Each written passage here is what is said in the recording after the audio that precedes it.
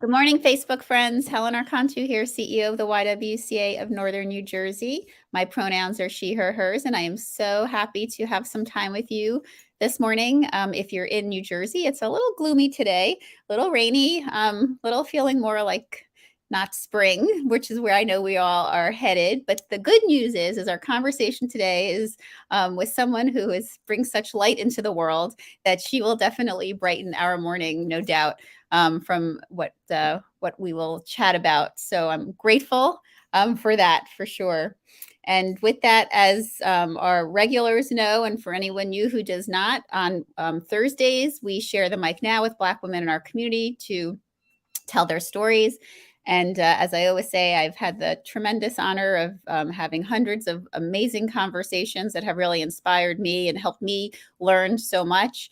And I know the same for our viewers. And today is no different. I'm so grateful today that we have with us our guest, who is Seleene Lewis Wong. And so grateful that she could join us this morning. Welcome, Seleene. Hi, how are you? Welcome, everyone. Hello, hello. So I want to tell our viewers a little bit about you. I know we already have Teresa Johnston watching. Good morning, Teresa. Thank you for being with us today for this great conversation. So Seleene is a mother of three, and she is a graduate of Teaneck High School. She is a dedicated educator with 20 years of experience and also a graduate of Ramapo College with a bachelor's degree in literature. She also has a master's in early education and special education from Touro College and a master's of administration and leadership from St. Peter's University. St. Peter's had a little excitement. It sure does. For sure. Seleene is currently working in the early childhood education department of the Teaneck Public Schools. She is an advocate for parent involvement in the schools. She serves as the PTO co-president and volunteer at her children's middle school. She is also a member of the Bergen County Mocha Moms and Phi Delta Kappa sorority, and the founder and president of Free Reads Educational Mentoring Program, a 501c3 nonprofit organization. And the mission of Free Reads is to get kids in her community to share a love of reading through community involvement and mentorship. We love that mission. She is also the founder and co-host of Sisterhood Radio and owns the podcast Daughter of the Yam. Both endeavors are focused on empowering Black women, promote mental health awareness, and discuss Black feminist issues. Most recently, she turned her passion for yoga into her latest venture called the Breathe and Vibe Meditation Sessions, where she is the founder and a trained yoga instructor. And as I said to Seleene when we met at the top prior to kind of coming live with all of you, I just love how her clearly creative spirit keeps evolving. And she's such an amazing, I think, vision of what really, happens with entrepreneurs is that you get on a path and it brings you, links you to another path and another path. And it's wonderful to see. So with that, welcome again. Thank you. Thank you. I'm so happy to be here. And I definitely appreciate the space that you have given. And as you can see, it's like it's one path led to the next. Well, and I think that is a great place to start. Can you and good morning. We've got Cheryl from Protocol International on also. We all our friends and faves joining. We love that. Tell us a little bit about that, because I think one of the things that I love about the space that we've created here in these conversations with women is that we know that it's other women's stories, and hearing how they did it, really creates opportunity for each of us in our heads that something is possible, maybe where we thought that it wasn't. So I love to get people to share their stories of, where you started versus what has evolved, because clearly so much has evolved. Right. Well, I can just tell you from the beginning, um, what you actually and I have something in common is the fact that we like to hear women's stories. And as one day, my cousin and I, we used to be all on the phone driving to work every day, and what we did was we shared stories, but we didn't realize that we were sharing each other's traumas, and they were understanding each other, and then we're having each other's back, and then one day we just recognized and said, we have a lot going on. And what was therapeutic for us was we were talking about it. So we were each other's counselor without even recognizing that.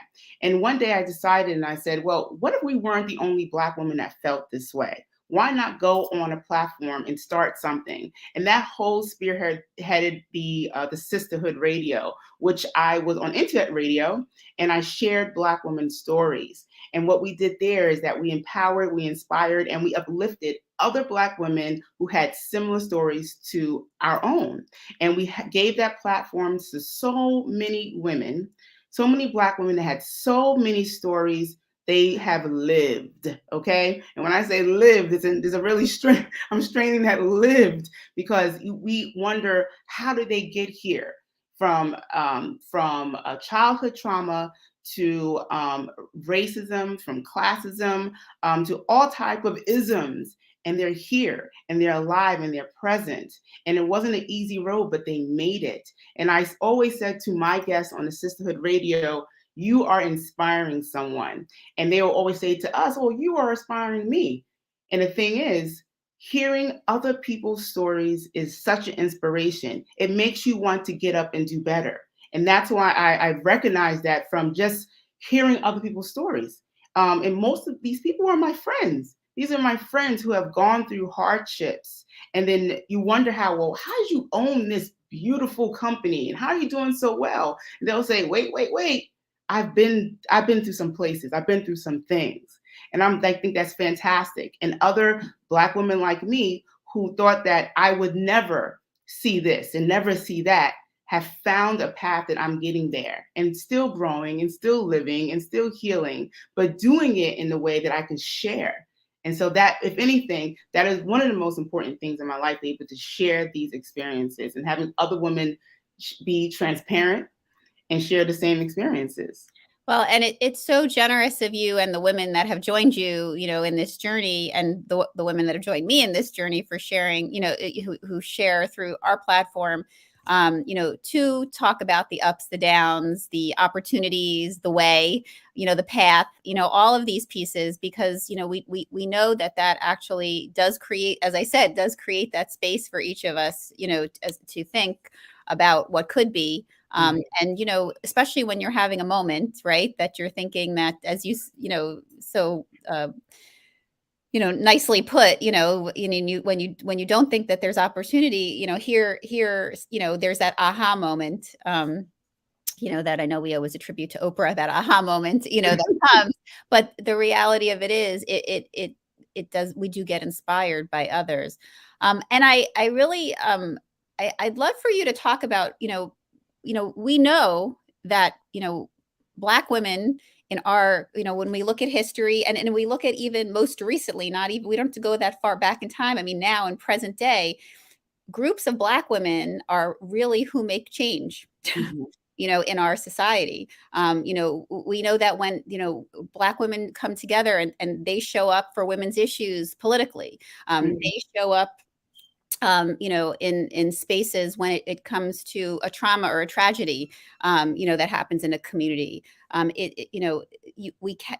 We see over and over and over again that core of Black women, despite the fact that we know statistically Black women are highest level of unemployment, Mhm. highest level of, lowest wage earners, Mhm. from that perspective, from a mental health perspective, really, dealing with some of the most challenging, Absolutely. issues for sure.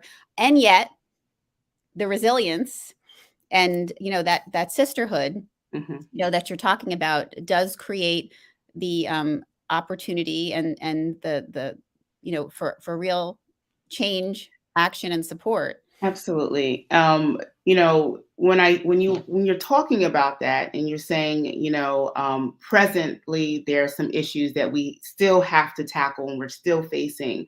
And when I decided to learn more about that, I looked back into our history and realized that we have always been here for the change. We have been always been there in every single movement that this country has had and beyond.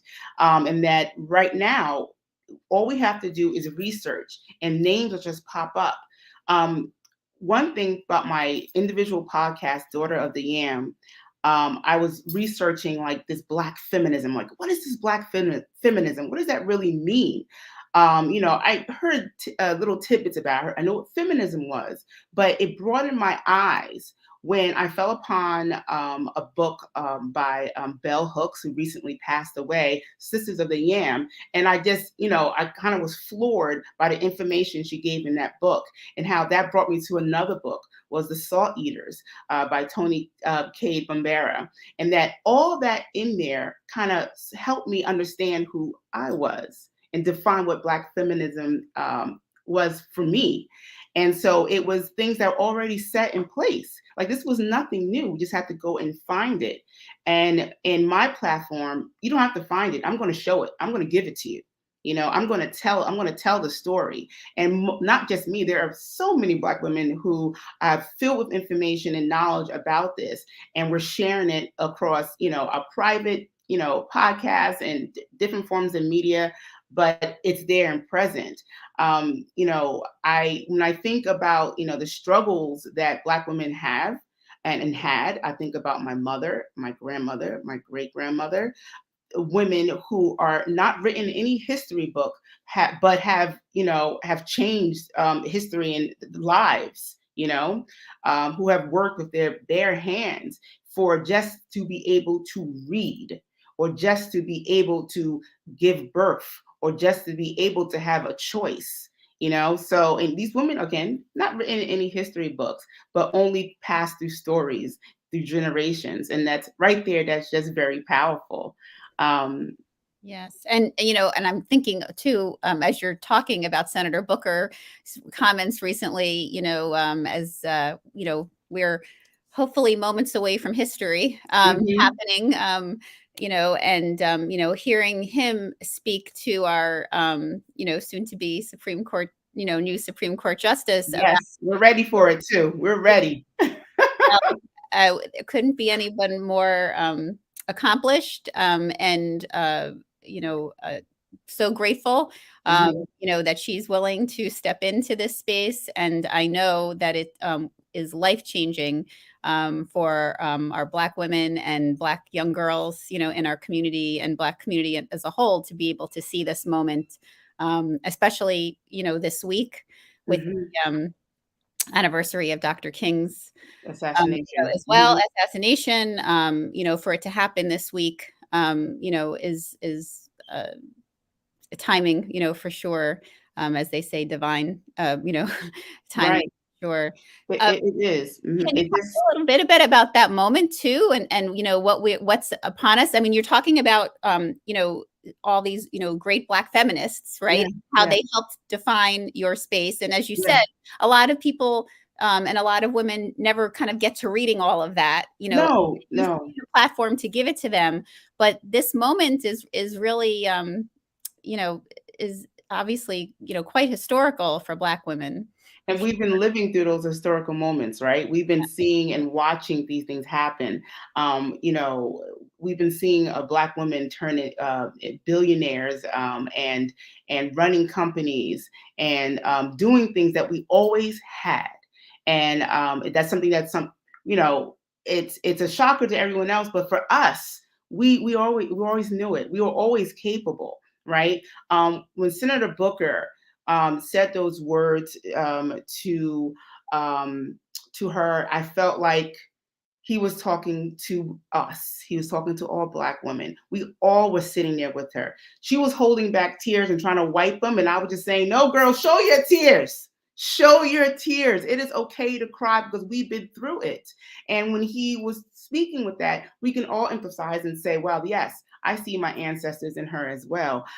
We know the trials and tribulations there. We see the Anita Hills, right? Who was there in front of the majority of white men there back in 1990 something. I'm sorry, I don't remember the exact year. I think it was 1991. But we saw that. Well, Anita Hill stood alone right there. And here he was Senator Booker was basically having her back. We got you. You know, we're not going to have another Black woman stand alone. It won't happen. It won't happen. And so it was very moving, that speech. You know, it was very, and I know that a lot of women were touched by that. I know I definitely was touched by that. I always I wonder what Anita Hill was thinking at that time, when she was doing something opposite, but still in the same place. Yes, yes. Well, it was a tremendous moment, and I know, I would hope all humanity was touched by that moment for Right. sure. But I know, I knew watching it that for Black women in our community that it, and Black young women especially Mhm. too, seeing that, even watching her daughter so proudly, you know, I could get teary eyed talking about Right, it because right, it because was such a it's beautiful the moment. moment. It is the moment. Like, we look at, like, I have a daughter too, and I can only wonder how she's looking at me as doing it by Yes, myself, yes, by yes. myself. And I'm teaching my Black daughter, teaching my children how Hmm. to advocate for themselves. I'm Yes, teaching my children how to speak and how to show your strength. But it's okay to cry and it's okay to show emotion. And I think for Black women, so many years, it's like we weren't even allowed to do that yes. because we were taught that was a weakness. Our men were taught that was a weakness. And we are now saying it's not. It is not. If I'm sitting here crying, I'm trust and believe I'm showing you my strength. Yes. And so, you brought up her daughter, and it was like you look at your own children, and they watch you. They watch everything you do, every step of the way, every discipline tactic you do. Mhm. They are watching you do everything. So that was definitely a moment, and that moment also brought to me, the U.S. Representative Fannie Lou Hamer. Mhm. She is also one of the people I look up to. She passed away at a very early age. I believe she was only 59. I hope I'm not wrong. But when she stood up in New Jersey, in Atlantic City, back in, I think it was 1960. I'm messing up all these dates today, but it was the late 60s. And she stood up at the Democratic committee, and she told the story of how she was treated in Mississippi. Now, back in the day in Mississippi was one of those states that they were brutal to African Americans. But she alone, a Black woman, stood up in front of an all white male committee and said the treatment that was happening to her because she wanted her rights. Yep. And she did that bravely. So I think about these moments when Black women are standing alone with their heads up high, and they're scribing, their lives and telling their treatment and telling their truth in front of people who never looked at them as anything but as below them, right? And so I see strength in all these women that are on TV and are representing, all of us. You represent humanity. Yes, yes, yes. And it's so important. And we have Gloria watching, and Nicole, and Tanisha is just echoing, also teaching our children how to advocate for themselves is so Yes, important. I know, yes. I know that that's something Tanisha really focuses on, with her son as well. But for our sons and our daughters, especially. I love all these women you're talking about. I love them. I love Tanisha. I love Gloria. Well, I love. one of the things, and Tanisha knows this, I've said this to Tanisha so many times, one of the things I've always been so struck with are the circles, like the Mocha Mom circles. We, a few years ago, with the National Coalition of 100 Black Women, did an event trying to get more Black women to run for office. And Mm, listening to our lieutenant governor, listening to Senator Mhm. Gill, listening to Senator Cunningham, listening to Assemblywoman Sumter, each Yes. one talked about their circles, Yeah. and how, they really, the wonderful Estina Baker, I mean, everyone who was with us that day talked about their circles, and I was so struck by that, Mm. because when I look at the strength and the resilience of the Black women that I know, um, you know, there is always such a circle that when I talk with each of you, about your journey and the struggles, that circle really, supported you through and up. Yeah. That's something that, again, um, the sisterhood always been powerful. The sisterhood between Black women have been powerful. It has supported us. It has lifted us. Our experiences are very similar. And one thing that I know that the circles that I go around, we cannot let each other down. If one falls, we got to pick them up. How? Either we pick them up physically, or we're giving them words. We're giving them affirmation. We're providing some sort of assistance. Did you eat today? Did you drink water today? I'm doing a phone check-in. I want to tell you that I love you. We're using powerful words for each other because that helps us. And that helps us, move throughout our day, because we know that what life is bringing to us. We know the things that are going to be thrown to us. And so we need each other's back. And that friendship and the sisterhood is most definitely important. Well, obviously, we can see how, you know, what's important to you, your values, Yeah.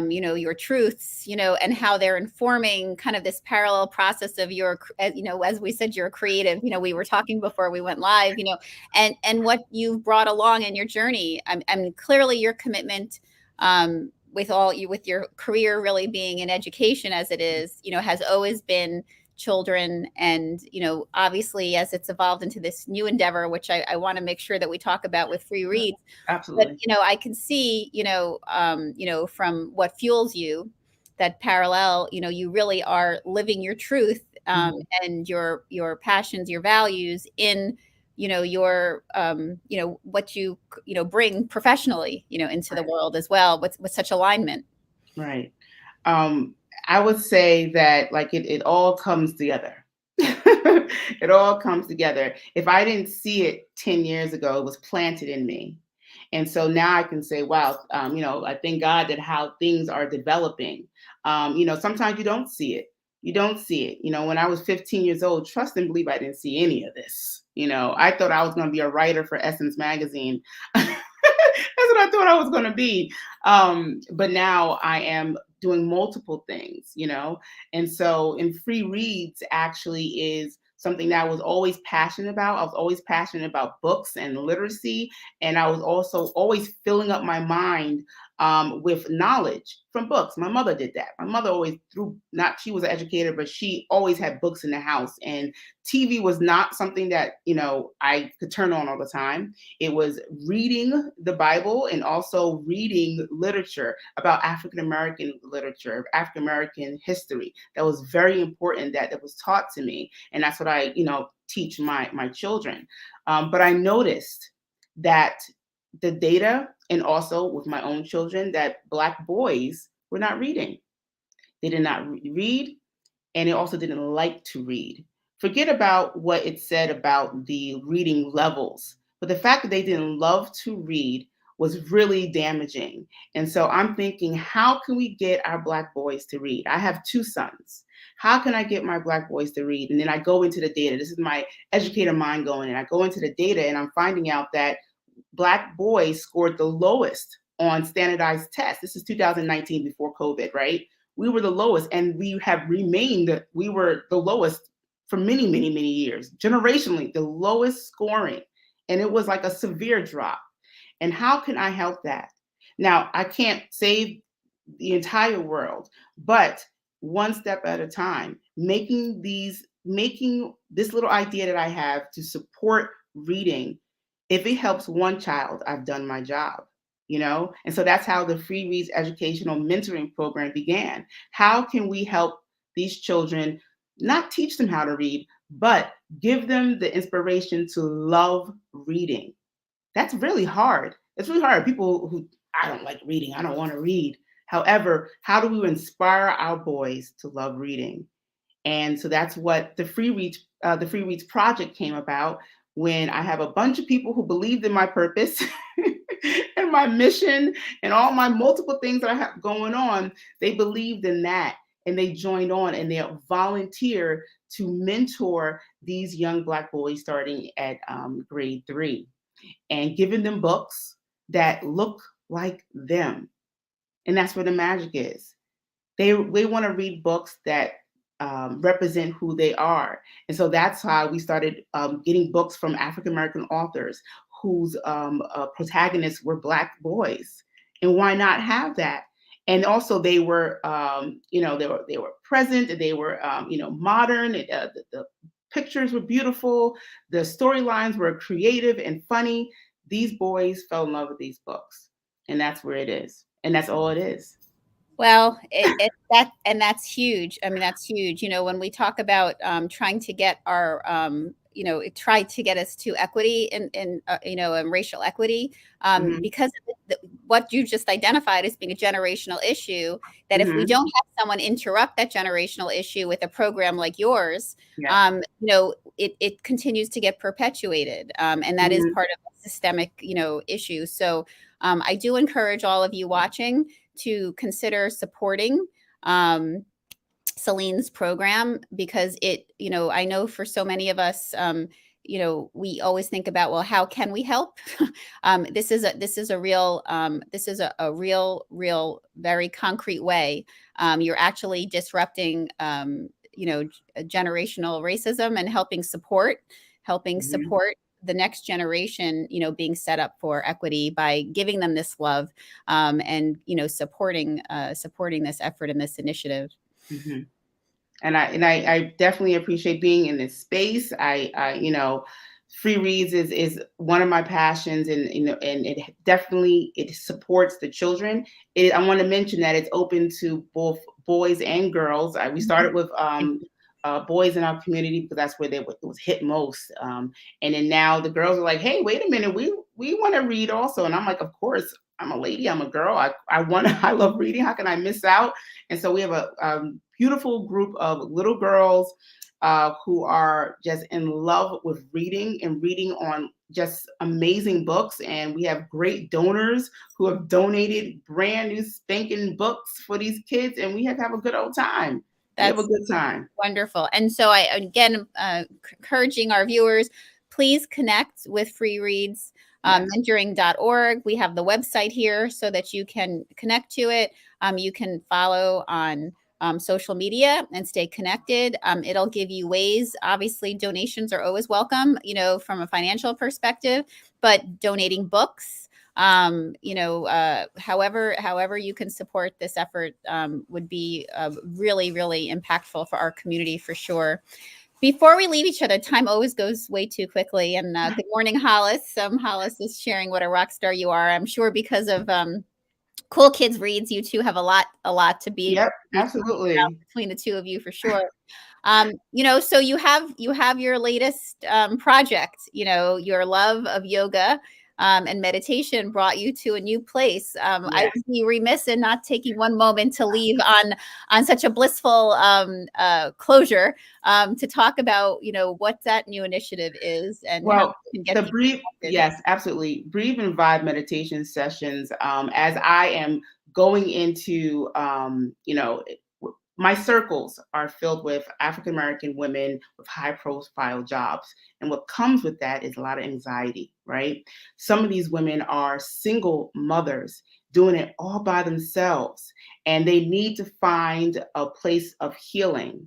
And so, in Breathe and Vibe meditation sessions that I brought out to the world was a way to help ourselves heal by breathing, by meditation, by your own prayers, by yourself, so you can get through your day, you can get through your morning, you can get through your week, and you're just spreading that joy. It's all about the mindfulness. And that mindfulness is, you're changing your thoughts, you're changing how you speak, you're changing how you think, but you're recognizing that. You're understanding how your body feels from head to toe when you walk out the door, when you put on your lipstick, or you don't have to have lipstick on. But you're making sure that you're in tune with yourself. And that is a process, honey. That is a process. You just can't just wake up and be like, yes, I'm a yogi. It is a process that it's 6 months from me graduating. However, I am still learning and I'm still healing and I'm still growing. And it's such a wonderful, wonderful transition to where I was before. Well, there's no doubt that that's one of those journeys that just continues to deepen the more that you practice. So I do encourage everyone to get on the journey if you are not on it yet. It only will create a better place for you physically and emotionally for sure, to Absolutely. be able to connect and start. Seleene, thank you so much for spending this time with us today. I'm so grateful that we have you in the community, spreading so much light and love around, and helping us reimagine and re-envision, and by sharing so much of your story today, for our Black women in our community get to hear and hopefully connect with you and what you're saying. Yes. For those of us who are not part of the Black community, so much to learn here and to be open to. So thank you. Thank you. I definitely appreciate the space. Thank you so much. Bye-bye. Everyone, have a great day. Stay well. Soak in all this, wonderful goodness from this time we got to spend with Seleene today. Tomorrow we have another wonderful edition of YWTV. We hope you can join us for that. Stay connected to the YW. So many opportunities for programs, for you to embrace as well. And again, please make sure you go to Seleene's website and her social media platforms to connect with all of these great initiatives that we talked about today. There's definitely so much to be able to support, whether it's for you or for others. And thanks for all of the great circle that's here supporting Seleene, watching. Always enjoy. Sorry, we're not all together with a cup of tea sharing, but it's almost the same when I get to see all the great names and comments pop up, and I know that Seleene feels the love for sure. Awesome. So, Thank you, guys. take care, everyone. Be well. Bye bye. Bye-bye.